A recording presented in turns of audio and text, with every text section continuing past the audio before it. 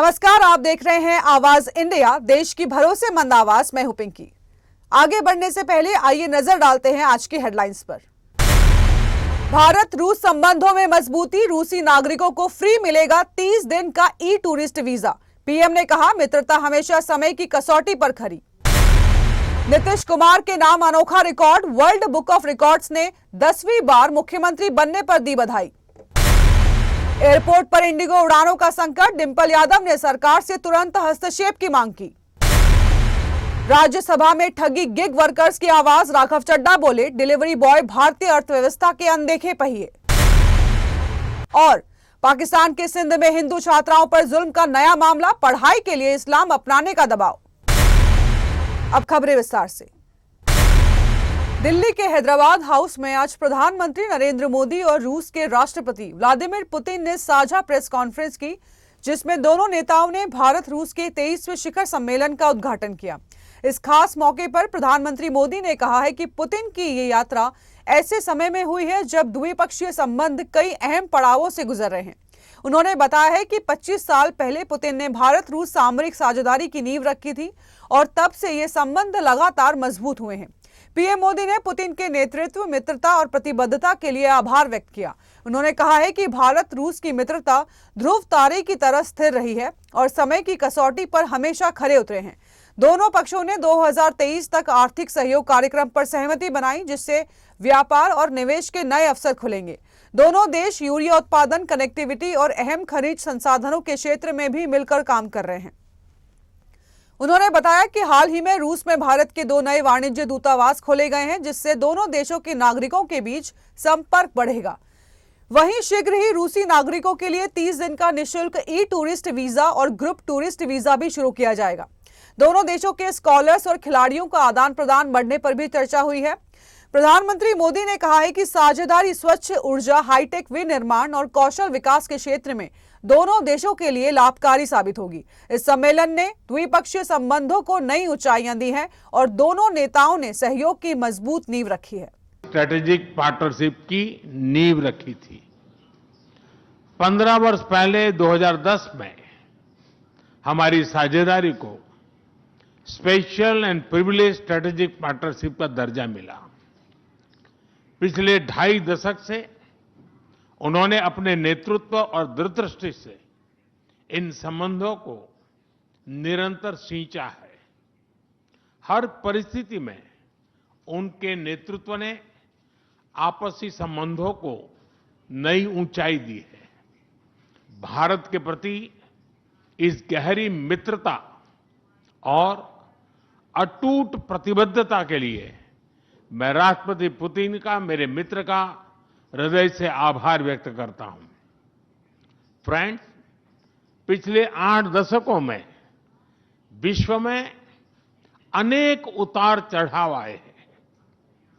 मानवता को अनेक चुनौतियों और संकटों से गुजरना पड़ा है और इन सब के बीच भी भारत रूस मित्रता एक ध्रुव तारे की तरह बनी रही है। परस्पर सम्मान और गहरे विश्वास पर टिके ये संबंध समय की हर कसौटी पर हमेशा खरे उतरे हैं। जब नीतीश कुमार ने पटना के गांधी मैदान में 10वीं बार मुख्यमंत्री पद की शपथ ली, तब ये बिहार की राजनीति में एक ऐतिहासिक क्षण बन गया था। 2025 के विधानसभा चुनाव में बीजेपी की सबसे बड़ी पार्टी बनकर उभरी। वहीं जेडीयू ने 85 सीट जीतकर एनडीए की सरकार को मजबूती दी है। नीतीश कुमार की इस दुर्लभ उपलब्धि पर उन्हें देश भर ने बधाइयां मिली हैं और world book of records London से भी नीतीश कुमार को औपचारिक पत्र भेजकर सम्मान दिया है।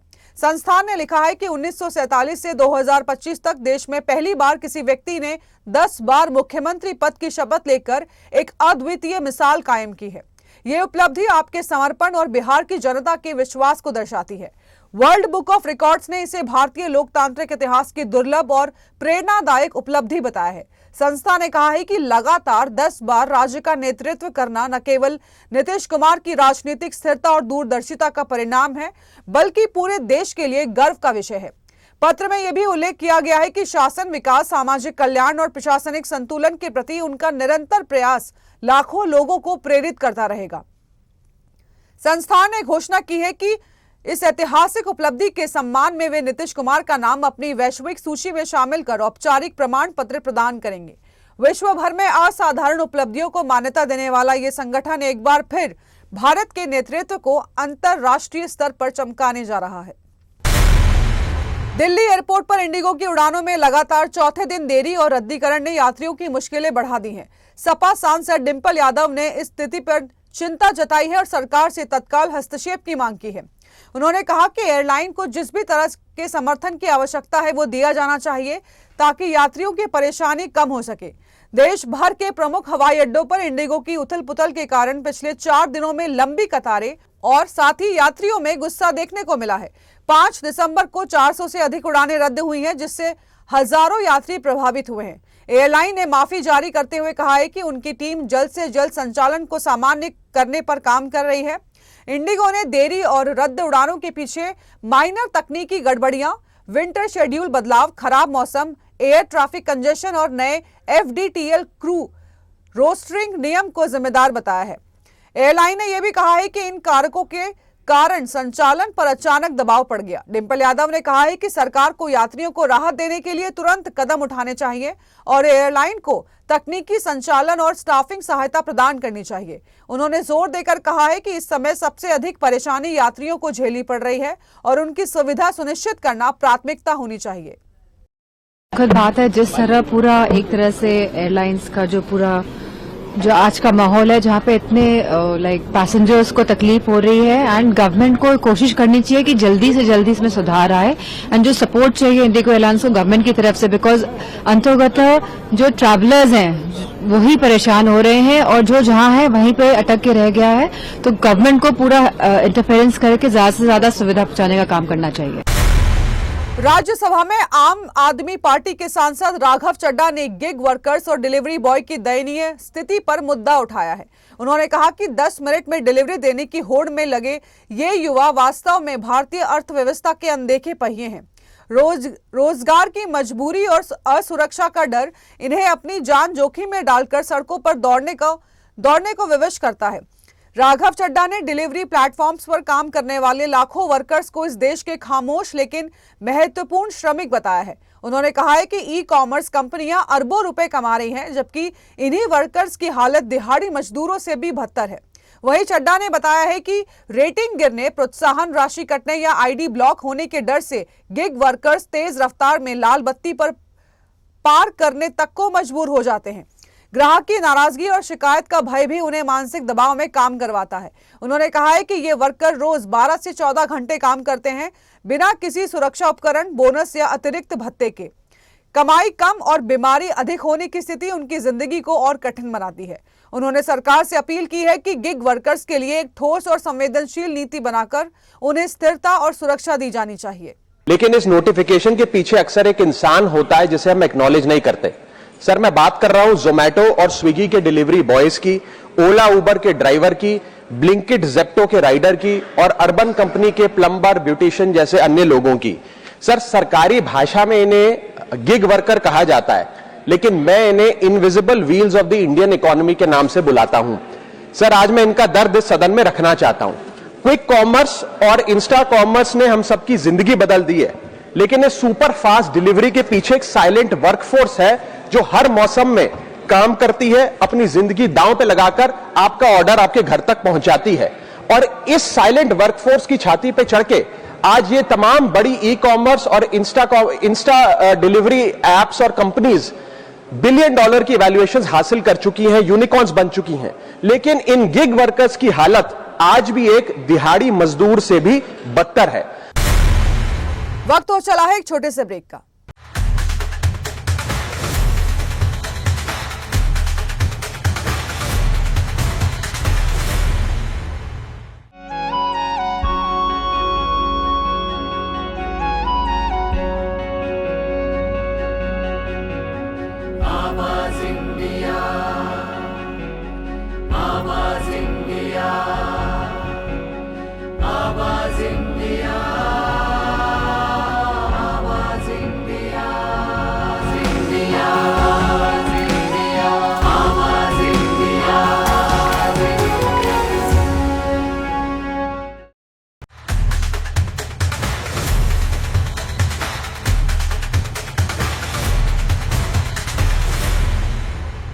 ब्रेक के बाद आप सभी का स्वागत है। बढ़ते हैं अगली खबर की ओर। पाकिस्तान में अल्पसंख्यकों पर अत्याचार की घटनाएं दशकों से चिंता का विषय रही हैं और अब सिंध प्रांत से हिंदू समुदाय को लेकर एक और चौंकाने वाली घटना सामने आई है। आरोप है कि सिंध के मीरपुर साकरो स्थित एक सरकारी हाई स्कूल में हिंदू छात्राओं को पढ़ाई जारी रखने के लिए इस्लाम अपनाने को कहा जा रहा है। परिजनों के अनुसार स्कूल की प्रिंसिपल ने छात्राओं पर धर्म परिवर्तन का दबाव बनाते हुए चेतावनी दी है कि पढ़ाई जारी रखनी है तो इस्लाम धर्म अपनाना होगा। मामला के स्थानीय मीडिया में आने के बाद व्यापक आक्रोश फैल गया है। शिकायतों के आधार पर सरकार ने तत्काल जांच के आदेश जारी कर दिए हैं। हिंदू छात्राओं के परिजनों ने बताया है कि बच्चियों को कलमा पढ़ने के लिए मजबूर किया जा रहा है और उनके धर्म का मजाक उड़ाया जा रहा है। जिन छात्राओं ने कलमा पढ़ने या इस्लाम अपनाने से इनकार किया, उन्हें स्कूल से वापस घर भेज दिया गया। यह रवैया न केवल धार्मिक स्वतंत्रता का उल्लंघन है, बल्कि अल्पसंख्यकों में असुरक्षा और भय का माहौल भी पैदा कर रहा है। मामले के बढ़ने पर सिंध के धार्मिक मामलों के राज्य मंत्री खीसो मल खील दास ने संसद में इस घटना की जानकारी दी और निष्पक्ष जांच का आश्वासन दिया। उन्होंने कहा है कि ऐसी घटनाएं पाकिस्तान की सामाजिक संरचना और अंतर्राष्ट्रीय छवि दोनों के लिए बेहद नुकसानदायक है और दोषियों पर कार्रवाई की जानी चाहिए। बेंगलुरु के केंगेरी मेट्रो स्टेशन पर आज सुबह एक दिल दहला देने वाला हादसा हुआ है। एक व्यक्ति मेट्रो ट्रेन के सामने कूद गया। घटना उस समय हुई जब वो प्लेटफॉर्म पर मेट्रो का इंतजार कर रहा था और ट्रेन आते ही अचानक ट्रैक पर उतर गया। मेट्रो की चपेट में आने से उसकी मौके पर ही मौत हो गई है, जिसके बाद मौके पर मौजूद सुरक्षा कर्मी तुरंत हरकत में आए।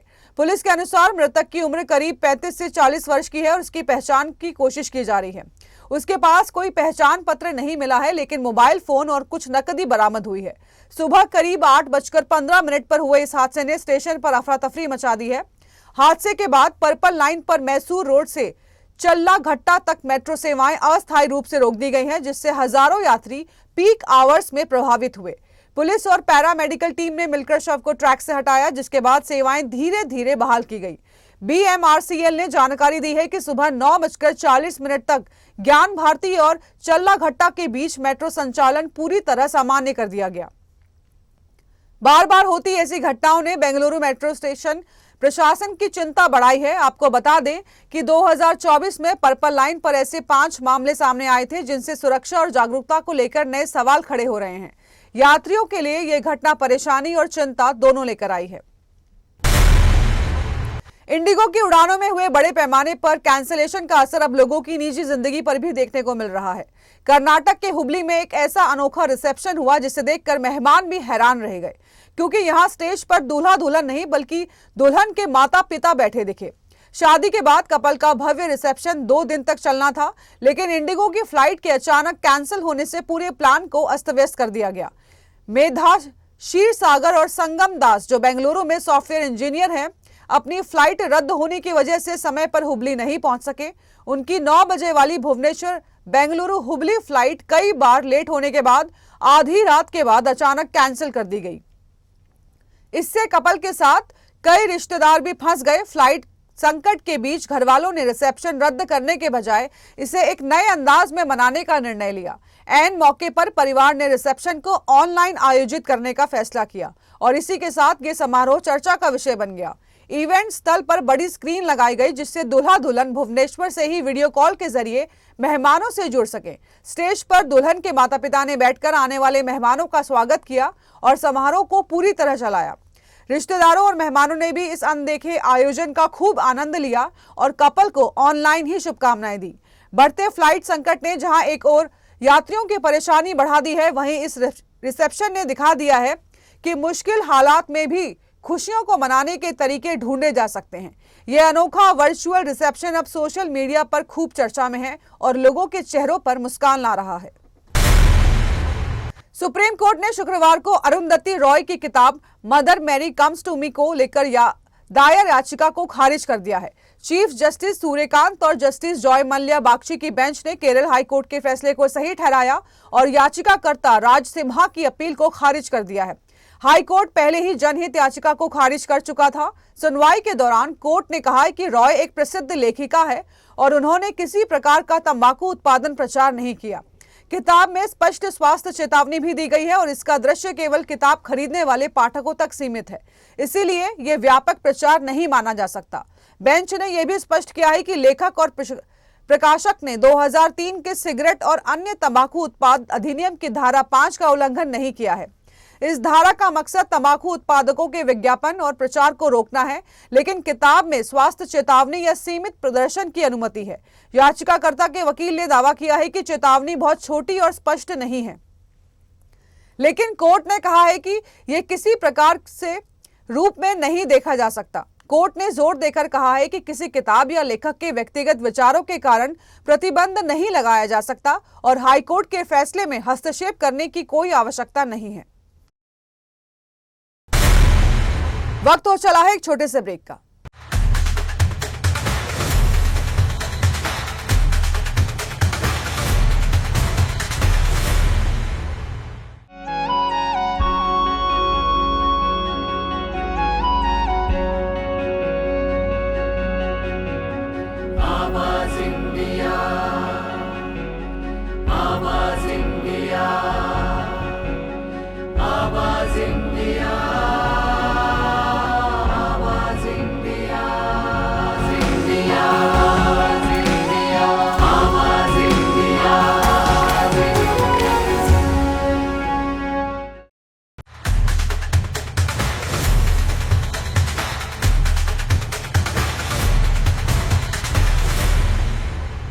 ब्रेक के बाद आप सभी का स्वागत है। बढ़ते हैं अगली खबर की ओर।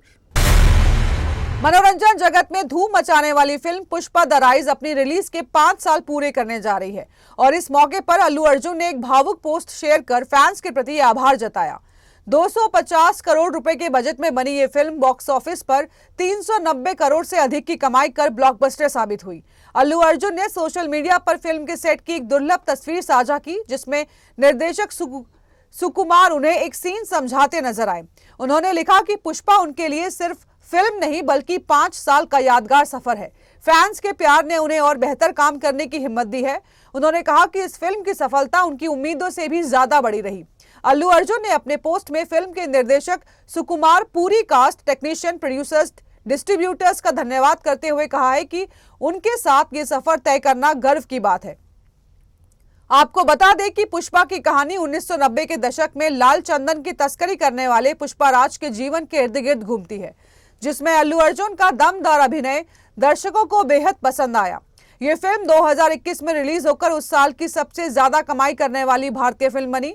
5 साल बाद भी पुष्पा का क्रेज और इसका असर मनोरंजन जगत में बरकरार है और फैंस के लिए ये जश्न का खास मौका बन गया है। भारतीय क्रिकेट के रन मशीन विराट कोहली एक बार फिर सुनहरे फॉर्म में है और दक्षिण अफ्रीका के खिलाफ चल रही वनडे सीरीज में उनका बल्ला आग उगल रहा है। लगातार दो शतकों ने उनके आत्मविश्वास को नई उड़ान दी है और अब विशाखापट्टनम में होने वाले तीसरे वनडे में एक ऐतिहासिक हैट्रिक से सिर्फ 1 कदम दूर हैं। पहले मैच में उन्होंने 135 रनों की लाजवाब पारी खेलकर टीम को जीत दिलाई थी। वहीं दूसरे वनडे में भी 102 रनों का शतक ठोककर अपनी लय जारी रखी। विराट पहले भी 2018 में वेस्टइंडीज के खिलाफ लगातार 3 शतक जड़ चुके हैं, लेकिन इस बार उनके पास इस असाधारण उपलब्धि को दोबारा हासिल करने का सुनहरा मौका है। अगर वो तीसरे मैच में भी शतक लगा देते हैं तो वो वनडे इतिहास में 2 बार हैट्रिक शतक लगाने वाले पहले भारतीय बन जाएंगे। फॉर्म को देखते हुए ये उपलब्धि बिल्कुल संभव लग रही है। विराट के शतकों ने न केवल विरोधियों पर दबाव बनाया है बल्कि टीम इंडिया को बड़े स्कोर तक पहुंचाने में भी अहम भूमिका निभाई है। पहले वनडे में जीत के बाद दूसरे मुकाबले में टीम इंडिया ने 358 रन बनाए, जिसमें विराट और ऋतुराज गायकवाड़ ने शतकीय पारी खेलकर टीम को मजबूत स्थिति में पहुंचाया। हालांकि एडन मार्करम की 110 रनों की कप्तानी पारी ने दक्षिण अफ्रीका को मैच और सीरीज दोनों में बराबरी दिला दी है। अब दोनों टीमों के बीच निर्णायक मुकाबला 6 दिसंबर को खेला जाएगा, जहां जीतने वाली टीम सीरीज अपने नाम करेगी। क्रिकेट फैंस की निगाहें सिर्फ नतीजे पर नहीं बल्कि विराट कोहली पर भी टिकी रहेंगी, क्योंकि वो इतिहास रचने से महज 1 शतक दूर है। सीरीज का ये आखिरी मुकाबला रोमांच और रिकॉर्ड दोनों का संगम बनने जा रहा है। तो देश और दुनिया की बड़ी खबरों में फिलहाल के लिए इतना ही। जुड़े रहिए आवाज इंडिया के साथ, जल्द होगी मुलाकात। तब तक के लिए नमस्कार।